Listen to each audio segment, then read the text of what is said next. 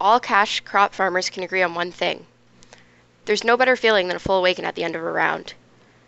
Each way to get there is unique and requires a form of tillage system.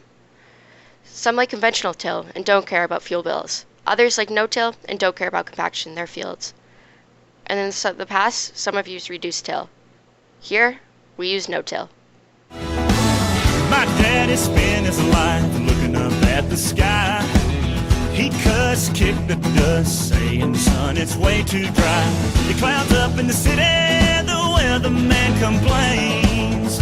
But where I come from, rain is a good thing. No-till fields are more prone to compaction. The ground is not being broken up each season. It is clumps and compacts together. As many pieces of machinery travel over it several times. This can affect yield. If the ground is too compacted, it can stunt crop growth, as the roots cannot burrow into the ground and spread out as easy.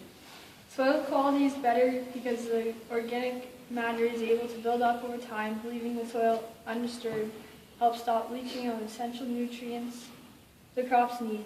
No-till builds soil structure, allows for residue to be left on the soil that can decompose. Although the soil is poorly drained because it can be so compact, therefore it takes longer to warm up the soil and allow seeds to germinate. Erosion is less likely to occur as it is not being broken up and loosened for the rain to wash it away. Okay, to many of your surprise, no-till has been around since the 1940s when weed control or various chemicals for weed control were put into development, and obviously conventional till has been around for as long as farming itself. If a farmer wanted to switch to a no-till system from a conventional till system, obviously there's quite a few costs associated, especially for the specialized equipment required for no-till.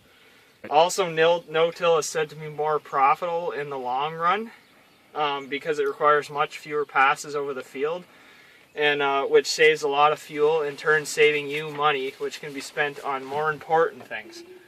One major drawback of converting to no-till is most farmers will try out no-till for a few years before fully committing to it, which means they're not immediately selling all of their conventional till equipment, which would reduce the value of the conventional till equipment because it'd be sitting, not being used, and that would ruin the resale value.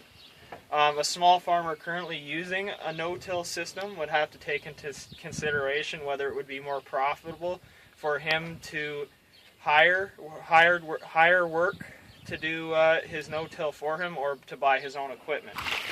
Now, for example, this is a no-till drill, which is used for sowing soybeans and wheat.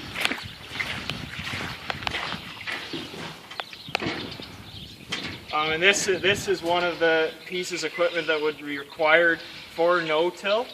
And like I said before, this is a no-till planter, but there are some kits you can buy for planters, for conventional planters, to convert them to no-till planters. But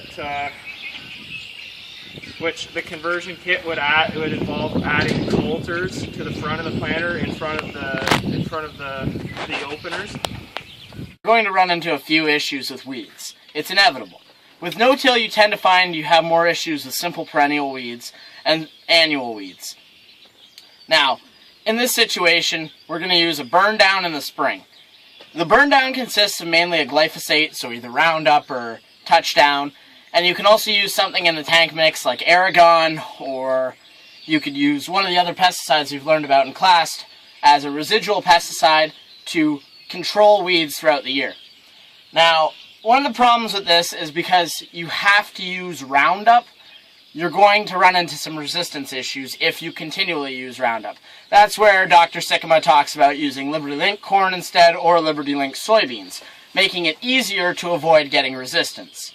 Now, a burn down is important because without a burn down, you end up with some pretty terrible looking fields.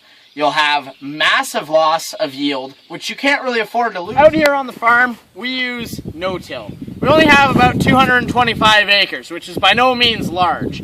But we like no-till because it means that we have to spend less time in the fields in the spring. Now, I know what you're thinking. 225 acres, obviously you have plenty of time. Well, that's where you're wrong. Because we're so small, we spend the year working. So we get home, we're done work, then it's time to farm. So we end up having to maximize the time we have. We do so by avoiding tillage. Now, as you can see, yes, there's some pretty big disadvantages. Out there, as you can see, my neighbor, pretty well flooded. He's on a no-till system as well. Here, yeah, flooded. I went skating on this just a couple weeks ago. Now, don't get me wrong, no-till is great, but you do need to have a little bit of tillage in the system.